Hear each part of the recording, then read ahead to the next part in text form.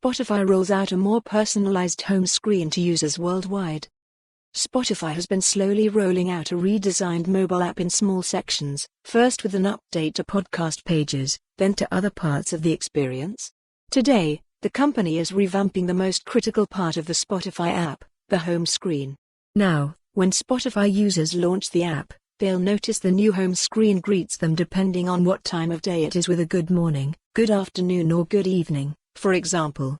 But the screen's content and recommendations will also change with the time of day, Spotify says, and the content has also been better organized so you more easily jump back in or browse recommendations from the main page. Before, Spotify's home screen emphasized your listening history by putting at the top of the page things like your recently played, your top podcasts and your heavy rotation.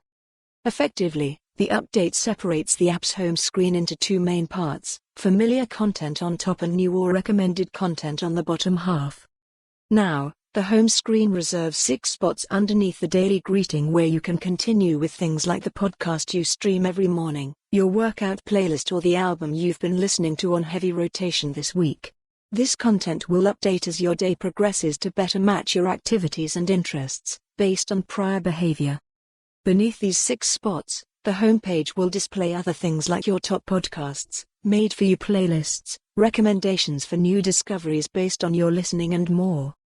The concept for the new home screen is similar to what Pandora recently rolled out with its personalized For You tab late last year.